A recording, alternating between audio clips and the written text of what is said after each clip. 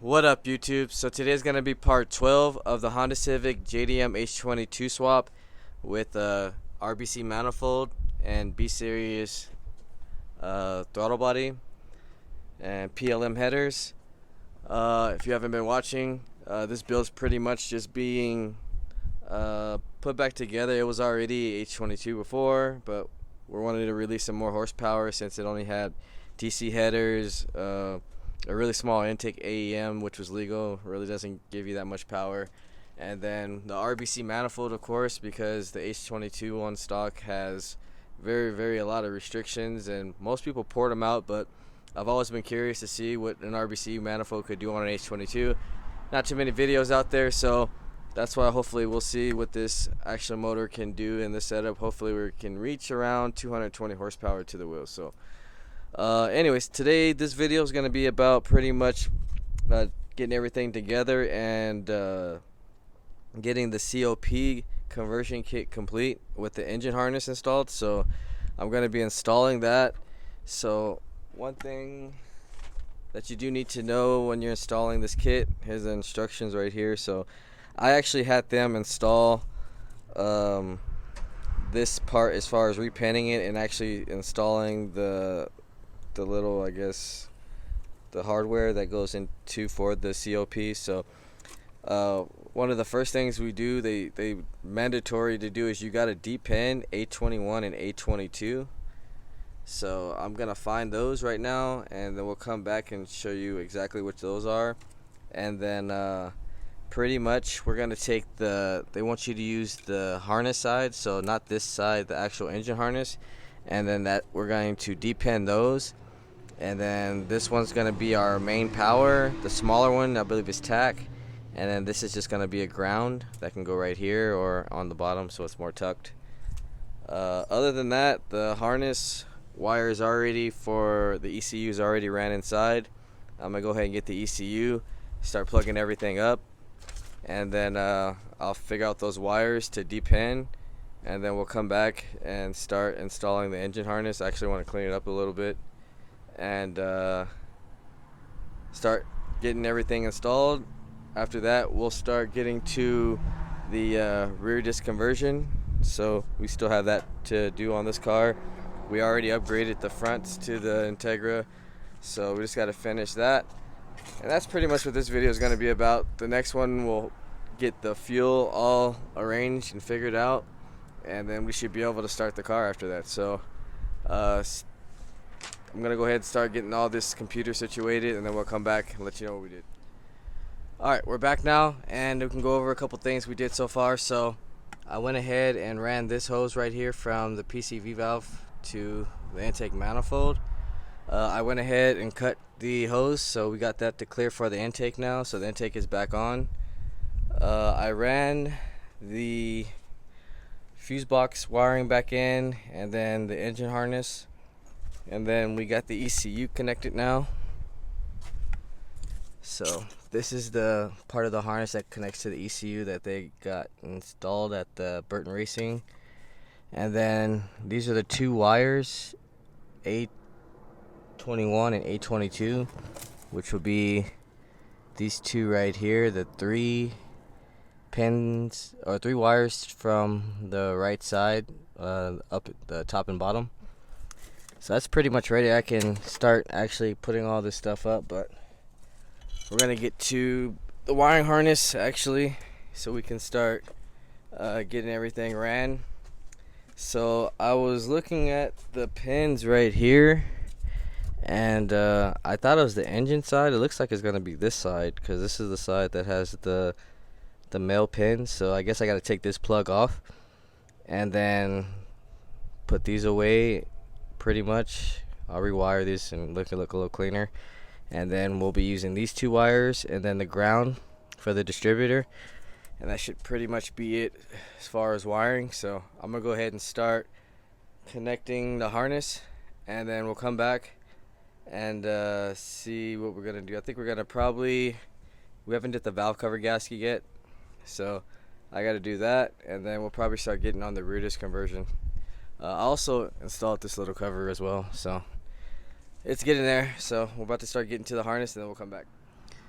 Alright, so we're back and we got the harness pretty much grounded on the distributor.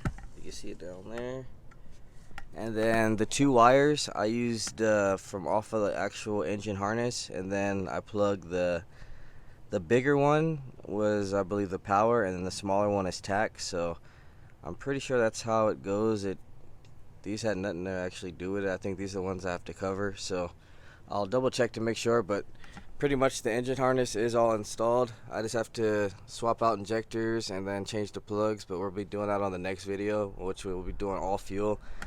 I'm just waiting for a fitting to come in so we can connect everything with this braided lines, and then we need to get an adapter for an intake air temperature sensor, and then we're gonna get a block off for this RBC. So a couple more things we still got to get. Other than that, I put the battery tray on and the battery, so that's all bolted down. Fuse box is down. Like I said, I ran all the wiring. I ran this under instead of over top, so it just looks a lot cleaner. Right now I'm about to get ready to start taking off the rear suspension or rear trailing arms, and we're going to start putting on the rear disc. And after that we'll get to the valve cover, and that's pretty much going to be it for this video. So I'm going to go ahead and take this wheel off, and then I'll show you guys what we need to do to take off this trailing arm. Alright, so got the wheel off. Now the first thing I want to point out is having a little wrench like this that goes around the brake, because these things get stripped really easy. So I prefer using some WD-40 and using that, or most likely will get stripped. Other than that, we got 14 right here. We got a 14 back here that connects to it. We have two 17s in the center, and then we have a 14. I don't know if you can really see it. 14 right there. Spiderwebs there. I'll just give you an example right here. So pretty much we're going to be taking the 14 off right here, the two 17s right here, and then the 14 back here, 14 up top, and then the e-brake is two 12s on each one, and then you just have to go inside. We'll take off the center console and disconnect it from the actual e-brake handle. Other than that, it's pretty simple. I'm gonna go ahead and start knocking this thing out, and then we'll come back, do the center console, and then we'll start installing the rear disc conversion. Alright, so we're back now, and got some bad news. This bolt right here is completely rusted. I don't want to snap it. I already snapped this one already inside, so luckily I was able to get these two bolts off still.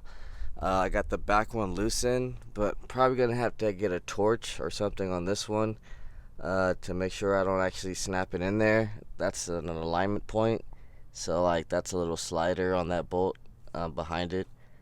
So yeah, I'm pretty much gonna wait on the rear disc right now until we can get that bolt out. Right now I'm just gonna go ahead and start on the valve cover gasket real quick, and then I'm gonna cover some stuff like this little thing, vacuum right here, vacuum right here, and then we still gotta install the battery and charger, or fuse box wire, and then the ground. And I think that's pretty much gonna be it for this wiring video. I'm gonna go ahead and extend the radiator fan, and then we'll go ahead and extend the corner light and headlights. This one's pretty much ready over here. So that's pretty much it. All I gotta do is knock that out. We'll come back and then probably end the video. Alright, so we're back now. Valve cover is fully installed with the KS tune bracket. You do have to take out the stud from this side right here, and then the one in the center. They come with little bushings that go between here that actually support this plate, so make sure you do that before you install the valve cover. Other other than that, we got our starter connected now. Our fuse box is all connected up. We connected the ground. I went ahead and put a little blocker in here for now, but I think I'm just gonna get the K-Tune one ordered in. We got the CRV bracket coming in, hopefully for the throttle cable. That'll work. Everything is pretty much wired on the sides and connected to the lights again, so